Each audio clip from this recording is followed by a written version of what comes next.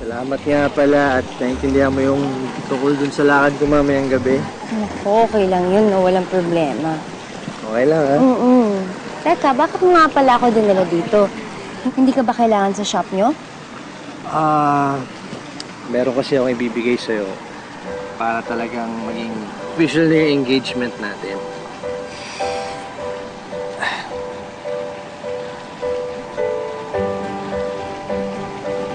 Ang ganda niya! Ang ganda! Thank you! Ang ganda niya!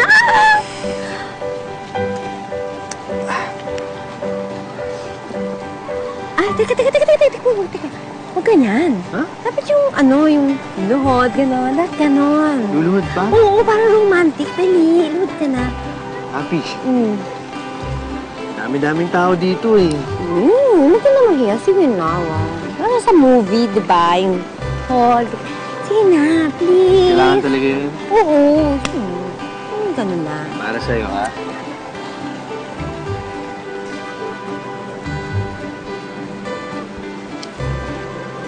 Will you marry me? Yes.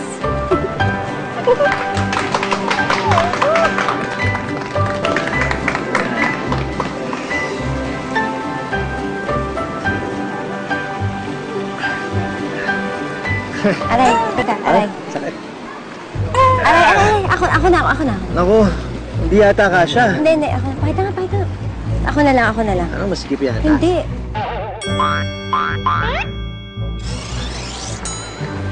Ano ba yan? Diyos ko, man. Hindi kaya sign to? Talaga? Sign na ano? Sign! Sign na kailangan natin mag-diet. Ayun, tumaba ng daliri ko, oh. Diet? Diyos ko. Ako medyo worried ako, ha? Kasi baka sign na naman to na hindi siguro para sa daliri mo yung sing-sing na yan. So, paano kung hindi talaga tayo meant para sa isa't isa? Huwag mong pilitin, baka masaktan ka. Puwet sa yung... Try niyo po yung product naming lotion. Lotion? Ay, ayun! Pumasok! Thank you! Ano mo, blessing ka. Salamat, ha. Sampo lang ako. Thank you talaga. Oh, ito na nagkasya ako. Sigurado ka? Kasi na hindi masakit? Ang ganda. Yun ang sign. Alam mo, meant to be talaga. Saktong-sakto. Parang tayo. Saktong-sakto. Ang ganda. Thank you. Sa isipan ni Juan, minumura na niya ang taong nakaimbento ng lotion.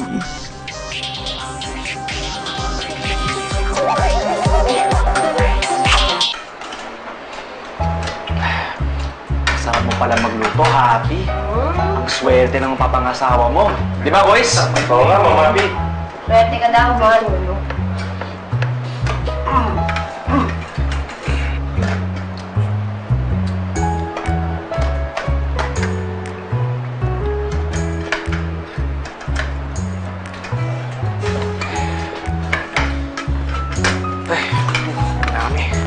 Nako, sandali. Ano ba naman kayo? Oh, bakit naman niligpit nyo kaagad? Hindi pa nga kami tapos kumain ni Happy, oh. Naaalala ko tuloy yung mga sinasabi ng mga matatanda. Hindi raw makakapag-asawa yung mga naiiwan sa lamesa. Ano ba naman kayo? Question sa Happy. Hihira naman itong mga to, oh. Uy, gusto kayo? Ay pala. Makain ka na! Sir, buti na lang po, hindi pa kayo tapos kumain. Tamang-tama, hindi pa ako kumakain eh.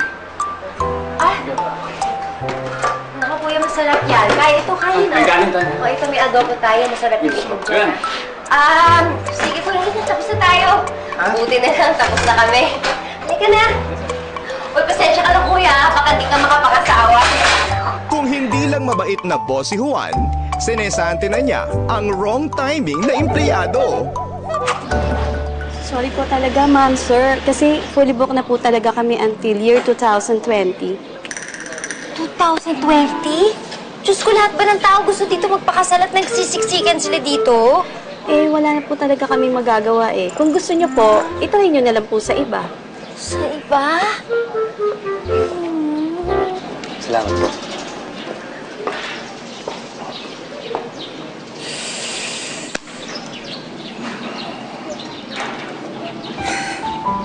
simple lang naman yung hinihingi ko eh. Gusto ko lang naman magpakasal dito kung saan ako nag-first communion. Ganun lang naman yun.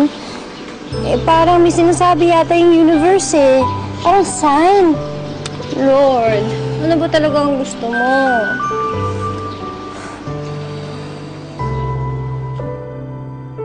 Gustong sumigaw ni Juan ng yes. Finally, nag-work din ang plano niya. Kaya mo, hanap lang tayo ng ibang simbahan, ha? Ay, gusto ko eh.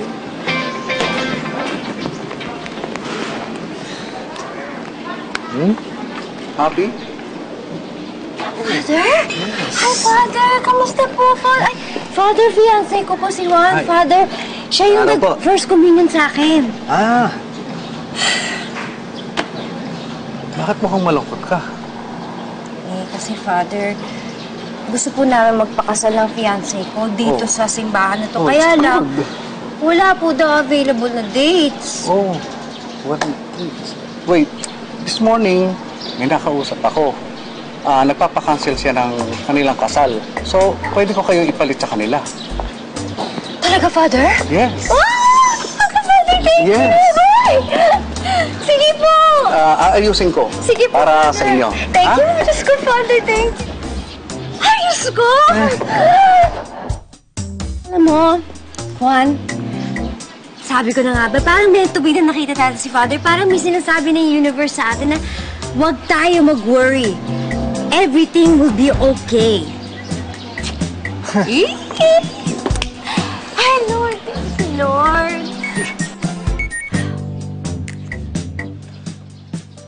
O, bakit? si Lola nag-text. Oh. Eh, parang gusto niya nang mamanhikan kami sa inyo Ngayon? mamayang gabi. Ay, Diyos ko! Eh, ano pang iniintay natin? Kailangan ko na mag-ayos. Sasabihin ko pa sila nanay. Halika na, dali. Mag-ayos pa ako.